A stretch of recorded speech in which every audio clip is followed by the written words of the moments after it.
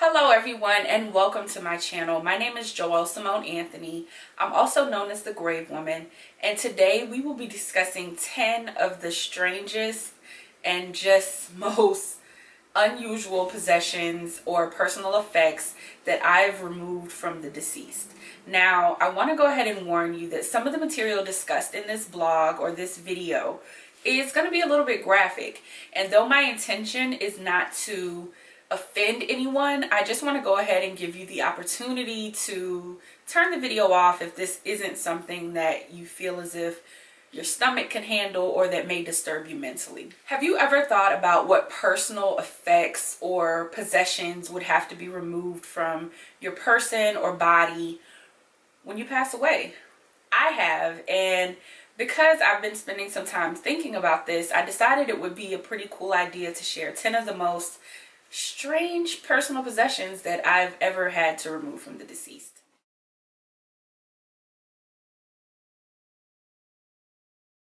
So it's no secret that many human beings have artificial limbs or electronic medical devices that assist them in being able to live everyday life. Now, when someone comes into the funeral home, things such as shunts, pacemakers, and even artificial prosthetic limbs, and something as small as dentures may have to be removed in order to let the funeral service staff and professionals offer the most thorough cleansing, embalming, dressing, and presentation of the deceased. Now, I want to give you the comfort of letting you know that in most cases, this is done in the most respectful manner, not only to the deceased, but also for their families. And all of the funeral professionals that I know take great care and pride in presenting the deceased not only to their family, but to the public. And that pride extends beyond what the public sees into the embalming room. So rest assured that 99.9% of the time, when these things have to be removed, that the funeral professional doing so does so with the utmost respect to the deceased.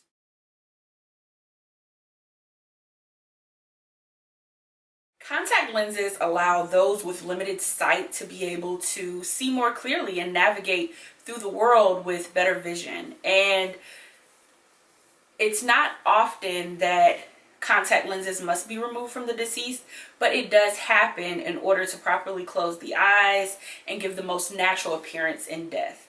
And in my experience, removing contact lenses goes one of two ways. Either the deceased was in an environment when they passed away that was extremely hot and dry, causing the contact lenses in their eyes to become dry and brittle and more difficult to remove, or the deceased was in an environment where it was moist and wet and contact lenses just simply slide out with little to no effort. So it's not something that I'm 100% comfortable with doing, but at times it's something that must be done, and it's not something that people give much thought to.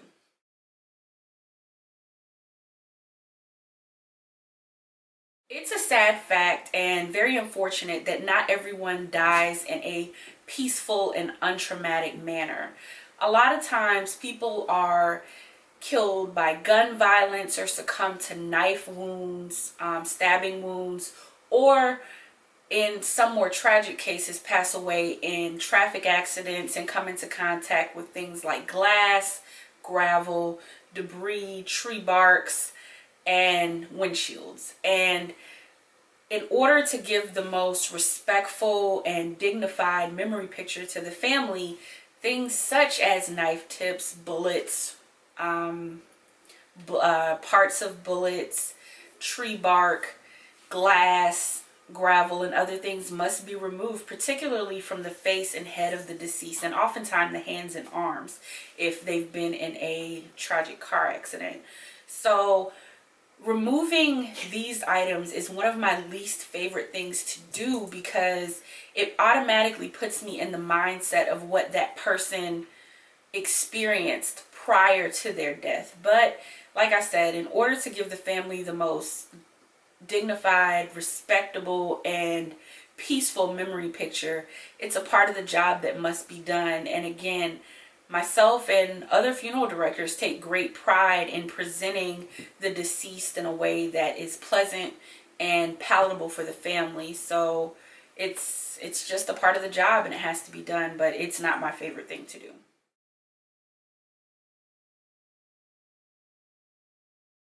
Although I really don't have firsthand experience with this myself, I have talked to several police, ambulance, and other first responders that have had to remove non-medical electronic devices from the hands of the deceased, such as cell phones, pagers, GPS systems, and other electronic communication devices that were in the hands of the deceased during traffic or other accidents. And as I said, I don't have experience with this myself, but I can imagine that it would be very sad to look back on the last words on a cell phone and a text message that either cost someone their life or cost them to be severely injured. So just do yourself a favor and everyone else on the road a favor, and don't drink and drive. And also, please, please, please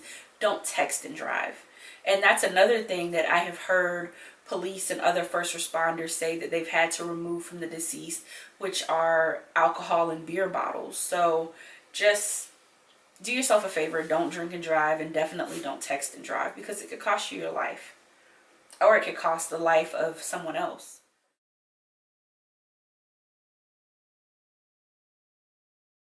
So food and feces are two things that I can imagine just about every funeral director has removed from the deceased.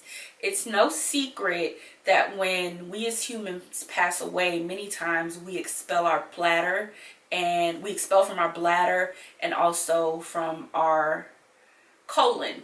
And it's not my favorite part of the job, and I think the food bothers me a lot more so than the feces. A lot of times when people pass away, especially if they've been sick or in hospice, they have, if they haven't stopped eating, they have food in their mouth. And in order to perform the most thorough cleansing and embalming practices, we have to remove built up food from the cheeks, under the tongue, sometimes even the throat. So, and sometimes when you're embalming or cleaning, food will just kind of come out of the mouth naturally, and it's not my favorite thing to do, again, but it's a part of the job that must be done, so we do it.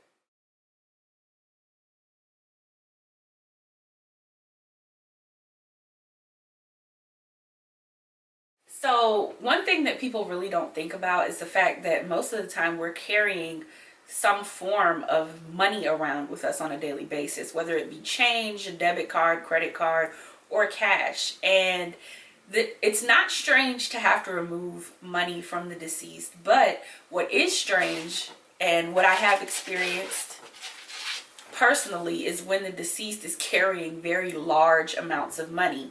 And what happens in that situation is that, just like everything else that the deceased has in their possession, it's inventoried, safely secured, and taken account of until it can be returned safely to the next of kin or the person making the final arrangements. And I just don't think it's something that people think about very often, that if you were to pass away right now, whatever money you have in your possession, someone's going to be accountable for keeping track of it.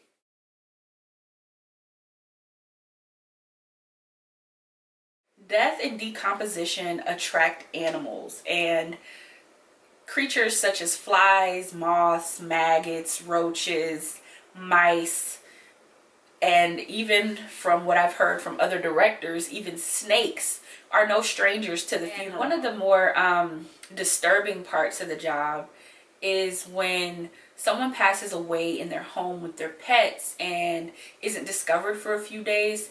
There have been situations where I've seen that cats, dogs, or other pets have started to kind of eat away at the hands and sometimes the face, or more prominent features of the deceased. And it's sad when you see that, because you know once the body is discovered that animal control is going to have to put that animal down. So it's kind of like, it's a sad thing to think about, because not only was this animal only basically eating the deceased to survive, but now they've lost their life because of it.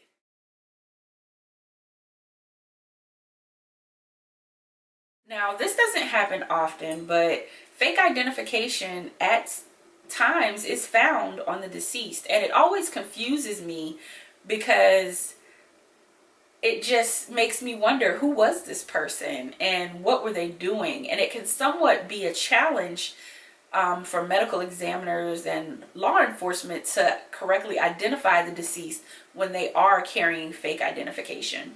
Though it's not my job to learn or research why the deceased was carrying or is carrying fake identification, I am always curious about what led them to be carrying it.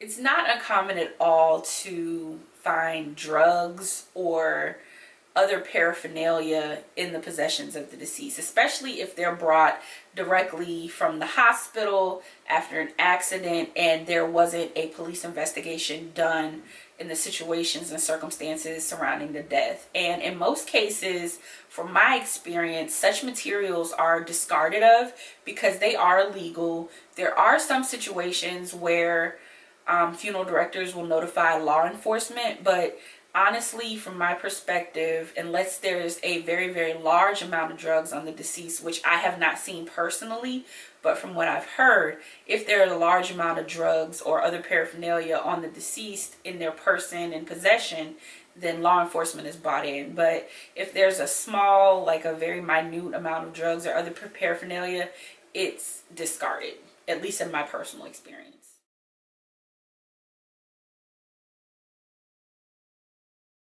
So the weirdest and strangest thing that I have ever removed from the deceased has been a winning lottery ticket. And many may be wondering, well, how did you know it was a winning lottery ticket?